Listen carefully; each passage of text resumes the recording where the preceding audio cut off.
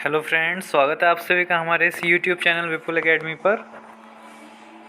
देखिए आज की वीडियो में ठीक है वैद्युत आवेश तथा वैद्युत क्षेत्र के बारे में, यानी कि पहला चैप्टर है आपका। और इसमें परीक्षा उपयोगी प्रश्नोत्तर यानी कि जो एग्ज़ाम में पूछे जाते हैं आपके वही क्वेश्चन रखे गए हैं और बहुविकल्पीय प्रश्नों पर ही इस वीडियो को बनाया गया है।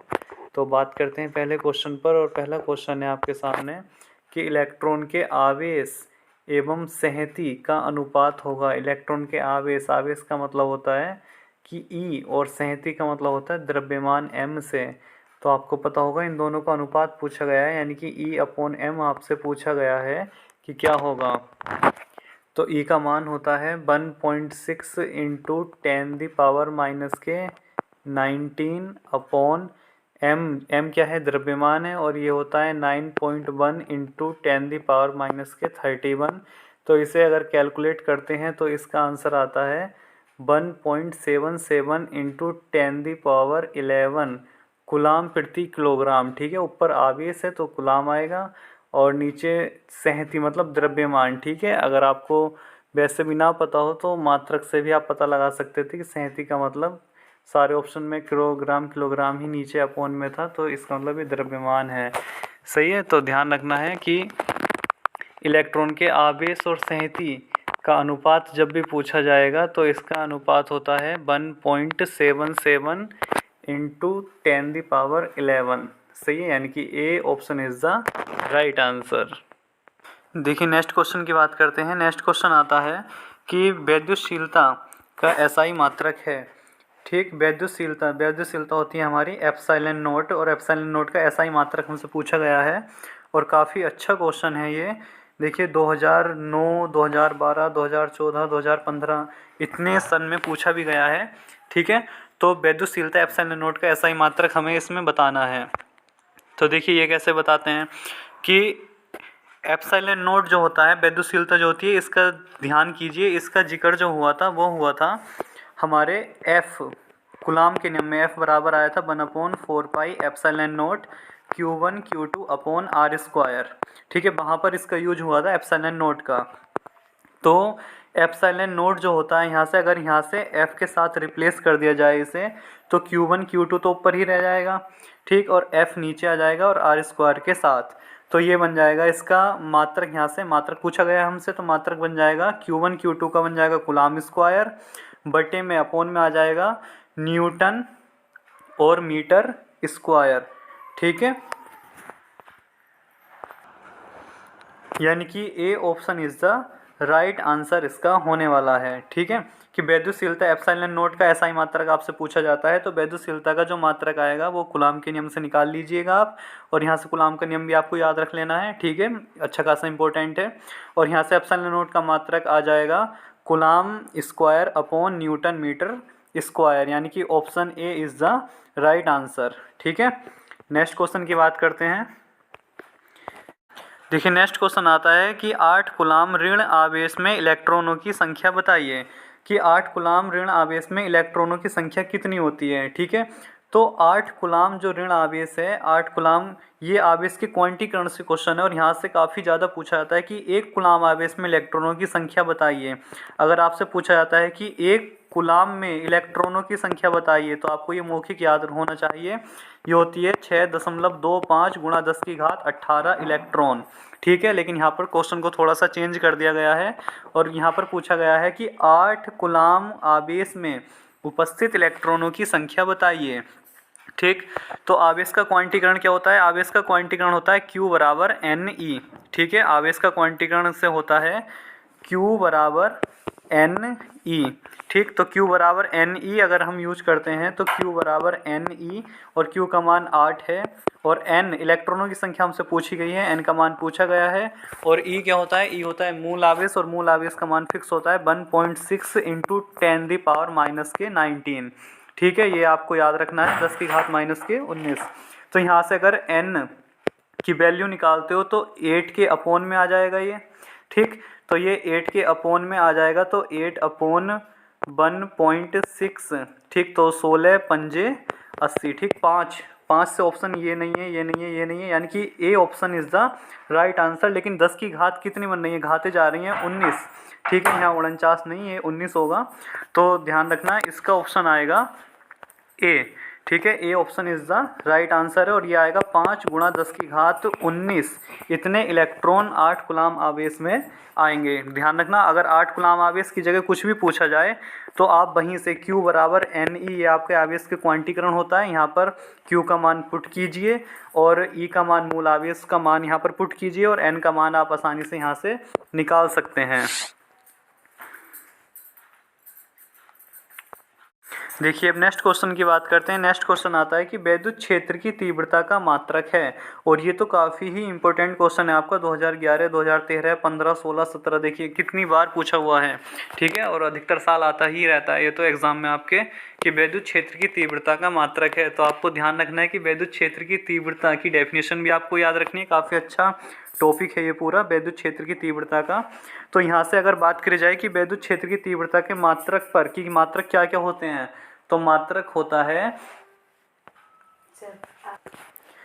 तो देखिए E बराबर होता है, एक फॉर्मूला होता है E बराबर F/Q0, और यदि दूसरे फॉर्मूले की बात करी जाए तो एक होता है E = V/D, ठीक। तो F अगर यहाँ देखें तो F का मात्रक होता है न्यूटन और अपॉन Q आवेश है, आवेश का मात्रक होता है कूलाम, और यहाँ देखें V का मात्रक वोल्ट/मीटर, ठीक है। हमसे पूछा गया है कि वैद्युत क्षेत्र की तीव्रता का मात्रक है, तो न्यूटन प्रति कूलाम, यानी ए ऑप्शन ही हमें यहाँ पर मिल जाता है, ठीक, बाकी ऑप्शन मैच नहीं करेंगे, और first option is the right answer. तो ए ऑप्शन इसका राइट आंसर आता है, ठीक है। और इससे संबंधित जितने भी क्वेश्चंस हैं, इसकी डेफिनेशन वगैरह है, सब प्लेलिस्ट में आपको मिल जाएगी हमारी, ठीक है। आप जाइए वहाँ पर देख सकते हैं आसानी से, सब कुछ इस वीडियो में आपको अच्छे से मिल जाएगा। देखिए नेक्स्ट क्वेश्चन की बात करते हैं। तो नेक्स्ट क्वेश्चन आता है कि निम्न में से वैद्युत क्षेत्र का मात्रक नहीं है। देखिए पीछे पूछा गया था भी कि वैद्युत क्षेत्र की तीव्रता का मात्रक है, और इस बार पूछा गया है कि वैद्युत क्षेत्र की तीव्रता का मात्रक नहीं है। इस तरह से भी क्वेश्चन पूछे जाते हैं, तो ध्यान देना है इस बार कि ये पूछ रहा है कि वैद्युत क्षेत्र का मात्रक नहीं है, ठीक है। तो कौन सा वैद्युत क्षेत्र की तीव्रता का मात्रक इसमें नहीं है, ये इस बार देखना है। इसका मतलब 3 ऑप्शन है और एक ऑप्शन नहीं वाला है, ठीक। तो अभी बताया था, एक तो आया था निकल कर आपका वोल्ट प्रति मीटर, सबसे पहला आया था E बराबर F/Q0 से, यहाँ से आया था न्यूटन प्रति कूलाम, ठीक है, यानी कि ए तो है वही, ठीक। फिर दूसरा फॉर्मूला होता है E बराबर V/D, B का मतलब है वोल्ट प्रति मीटर, वोल्ट प्रति मीटर, ये भी है वही, सही है। अब तीसरा ऑप्शन चेक करते हैं कि कौन सा है।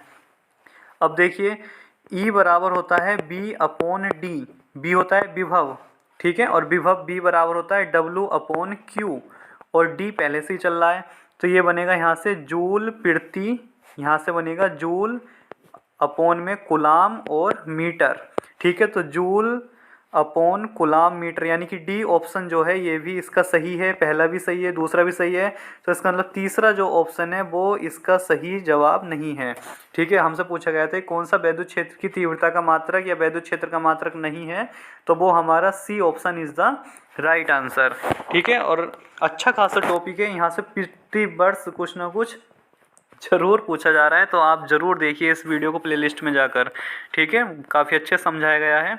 अब नेक्स्ट क्वेश्चन पर बात करते हैं। नेक्स्ट क्वेश्चन भी काफ़ी अच्छा है।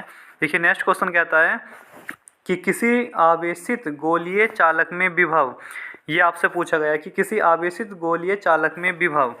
देखिए भाई ये क्या कह रहा है सवाल, कि कोई आवेशित गोलीय चालक है और उसमें विभव, ठीक,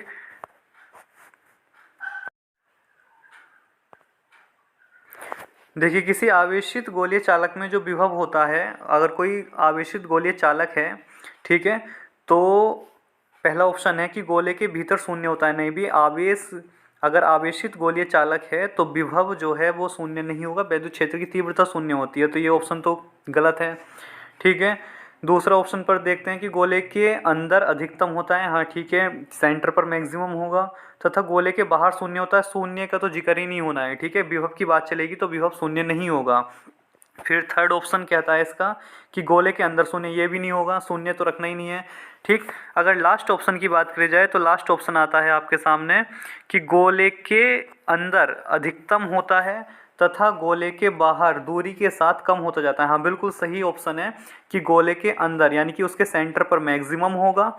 ठीक, और जैसे ही हम गोले से बाहर की तरफ बढ़ते जाएंगे, गोले से बाहर की तरफ निकलते जाएंगे, वैसे वैसे ही हमारा विभव दूरी के साथ कम होता चला जाएगा। ठीक है, तो आपको ध्यान रखना है, इसका 4 option is the right answer है। और काफ़ी अच्छा क्वेश्चन था ये आपका कि गोले के आवेशित गोलीय चालक है तो उस पर विभव कहाँ अधिकतम होगा और कहाँ न्यूनतम होगा। तो अधिक ध्यान रखना है आपको कि अधिकतम जो होगा वो उसके अंदर होगा और जैसे जैसे हम बाहर चलते जाएंगे वैसे वैसे कम होता चला जाएगा। ठीक, अब नेक्स्ट क्वेश्चन की बात करते हैं। नेक्स्ट क्वेश्चन है कि आवेश का खोखला गोला विद्युत क्षेत्र उत्पन्न नहीं करता। ये क्या क्वेश्चन है भाई कि आवेश की एक खोखला गोलीय आवेशित चालक है कि विद्युत क्षेत्र उत्पन्न नहीं करता, यानी विद्युत क्षेत्र कहाँ नहीं बनेगा, ये आपसे पूछा जा रहा है कि एक खोखला गोलीय आ जाए, खोखला गोलीय चालक आ जाए, ठीक, या फिर आवेशित ठोस आ जाए, कोई दिक्कत नहीं है, कैसे भी आ जाए। तो ध्यान रखना है कि विद्युत क्षेत्र अगर गोले की बात हो रही है, ठीक है, अगर गोले की बात हो रही है सर्किल की, तो उसके अंदर हमेशा विद्युत क्षेत्र शून्य रहना है। ठीक है, विद्युत क्षेत्र और आवेश हमेशा 0 रहना है। तो इसका ए ऑप्शन सही है। ठीक है, क्यों? क्योंकि जब भी हम किसी भी गोलीय चालक को आवेशित करेंगे तो संपूर्ण आवेश उसके बाह्य पृष्ठ पर उपस्थित हो जाएगा, विद्यमान हो जाएगा प्रतिकर्षण के कारण। ठीक है, सारे का सारा आवेश बाह्य पृष्ठ पर एक समान रूप से फैल जाएगा। अब जब सारा आवेश बाहर फैल गया, ठीक है, तो अंदर तो आवेश ही नहीं है, और जब अंदर आवेश नहीं है तो विद्युत क्षेत्र भी नहीं होगा। ठीक है, तो ये ध्यान रखना है आपको कि विद्युत क्षेत्र कहाँ नहीं हो सकता या विद्युत आवेश कहाँ नहीं हो सकता, तो वो आंतरिक बिंदु पर नहीं हो सकता। ठीक है, तो A option is the right answer. देखिए काफ़ी अच्छे अच्छे क्वेश्चन है और ये आते हैं आपके, देखिए सन वाले ही क्वेश्चन आपको बताए जा रहे हैं। तो नेक्स्ट क्वेश्चन की बात करते हैं। तो नेक्स्ट क्वेश्चन आता है कि विद्युत फ्लक्स का मात्रक है।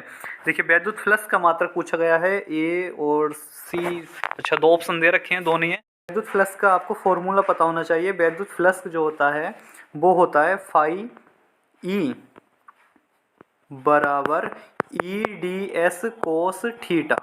ठीक है, ई क्या होती है? विद्युत क्षेत्र की तीव्रता। तो विद्युत क्षेत्र की तीव्रता का मात्रक होता है वोल्ट प्रति मीटर। ठीक, और ds क्या होता है? क्षेत्रफल। क्षेत्रफल होता है मीटर स्क्वायर। तो मीटर से मीटर कट जाएगा तो वोल्ट मीटर आना चाहिए। ठीक है, वोल्ट मीटर। तो इसका दूसरा या चौथा ऑप्शन होगा कहीं ना कहीं जरूर वोल्ट मीटर। ठीक है, वोल्ट मीटर इसका सही आंसर है। ध्यान रखना, विद्युत फ्लक्स का अगर मात्रक पूछा जाता है तो एक आता है वोल्ट मीटर, और एक दूसरे की अगर बात करी जाए, एक सूत्र होता है E बराबर F/Q। ठीक, यहाँ से अगर बात करी जाए तो अभी ध्यान करो, क्षेत्रफल से और गुणा हो जाएगी, यानी मीटर स्क्वायर से, तो बन जाएगा यहाँ से newton metre square upon coulomb. ठीक, एक ऑप्शन ये भी हो सकता है, एक हो सकता है न्यूटन मीटर विद्युत फ्लक्स का मात्रक, और एक हो सकता है न्यूटन मीटर स्क्वायर प्रति कूलाम। सही है, दोनों आपको ध्यान रखने हैं। यानी कि अगर यहाँ पर होता वोल्ट मीटर तो वो सही होता, अगर यहाँ होता न्यूटन मीटर स्क्वायर बटे कूलाम तो ये भी सही होता। ठीक है, 2 मात्रक हैं इसके, इसे भी अच्छे से तैयार कर लेना। और पूरे टॉपिक, ये सारी वीडियो आपको हमारी प्लेलिस्ट में मिल जाएंगी, आप देख भी सकते हैं अच्छे से। सही है, अब नेक्स्ट क्वेश्चन की बात करते हैं। नेक्स्ट क्वेश्चन है कि 5 कूलाम आवेश के 2 बराबर और विपरीत आवेशों के बीच, देखिए भई ये क्या कह रहा है कि 5 कूलाम आवेश के 2 बराबर तथा विपरीत आवेश, जब बराबर और विपरीत आवेशों की बात आए तो इसका मतलब वैद्युत द्विध्रुव की कंडीशन है। ठीक है, और वैद्युत द्विध्रुव पर जो आवेश है वो दे रखा है 5 कूलाम का, और बीच की दूरी दे रखी है 5 सेंटीमीटर। वैद्युत द्विध्रुव आघूर्ण पूछा गया है, तो सीधे सीधे फॉर्मूला लगाइए, P = Q × 2L। ठीक है, चैप्टर फर्स्ट है और सारी वीडियो आपको प्लेलिस्ट में मिल जाएंगी। फर्स्ट चैप्टर के सारे मोस्ट टॉपिक सब पढ़े हुए हैं वीडियो में, और यहीं से ही तुम्हारा पेपर अधिकतर आता है, यही क्वेश्चन पूछे जाते हैं हर साल। ठीक है, तो Q का मान कितना है 5, और 2L दूरी कितनी दे रखी है 5 सेंटीमीटर। सेंटीमीटर को मीटर बनाओ, 10⁻⁻2 से गुणा करके, 5 पंजे 25 गुणा 10⁻⁻2 आया। अब ये कौन सा ऑप्शन है? 25 गुणा 10 की घात माइनस के 2, पहला ही ऑप्शन आपको मिल जाता है। ठीक है, तो option A is the right answer यहाँ पर हो जाएगा। पहला ही ऑप्शन आपका सही जवाब है, 25 गुणा 10 की घात माइनस के 2 कूलाम मीटर, ये इसका आंसर है। ठीक, और काफ़ी अच्छे अच्छे टॉपिक हैं सारे। अगले क्वेश्चन की बात करते हैं। तो अगला क्वेश्चन आता है कि विद्युत क्षेत्र का मात्रक नहीं है। अच्छा, ये क्वेश्चन हो गया है, कोई बात नहीं। देखिए, न्यूटन प्रति कूलाम है, वोल्ट प्रति मीटर भी है, और जूल प्रति कूलाम मीटर ये भी था, ये नहीं था। ठीक है, चलिए देखिए नेक्स्ट क्वेश्चन आपके सामने है कि एक बंद पृष्ठ के अंदर वैद्युत द्विध्रुव स्थित है, बंद पृष्ठ से निर्गत वैद्युत फ्लक्स होगा। ठीक है, ए और बी दो ऑप्शन दिखाई दे रहे हैं, कोई बात नहीं। ध्यान दो कि जब भी बंद पृष्ठ से निर्गत वैद्युत फ्लक्स का आए, बंद पृष्ठ का अगर जिक्र आए और वैद्युत फ्लक्स पूछे, तो बंद पृष्ठ में तो वैद्युत फ्लक्स सदैव होगा शून्य। ठीक है, क्योंकि अंदर तो ना तो आवेश होता है, आवेश भी जीरो, वैद्युत क्षेत्र की तीव्रता भी जीरो। जब सब कुछ जीरो है तो वैद्युत फ्लक्स भी हमारा शून्य ही होगा। सही है, तो ध्यान रखना है आपको कि बंद पृष्ठ से निर्गत वैद्युत फ्लक्स का जिक्र होगा तो बंद पृष्ठ से यानी कि पृष्ठ के अंदर जो होगा उसमें फ्लक्स हमारा क्या होगा, सदैव शून्य होगा, जीरो होगा। ये ऑप्शन इसका तीसरा या चौथा हो सकता है। ठीक है, और शून्य इसका राइट आंसर है। ठीक, बस अब वीडियो को यहीं रोकते हैं, और आई होप आपको क्वेश्चन अच्छे लगे होंगे। काफ़ी अच्छे अच्छे क्वेश्चनों को इसमें रखा गया है, तो वीडियो को जल्दी से लाइक कर दीजिए और अपने दोस्तों को ज़्यादा से ज़्यादा शेयर कर दीजिए, ताकि उन्हें आने वाली परीक्षा में काफ़ी सहायता मिल सके। और मिलते हैं नेक्स्ट वीडियो में जल्दी ही। ठीक है, अच्छे से तैयारी करते रहिए और अपना ध्यान रखिए। Thank you so much.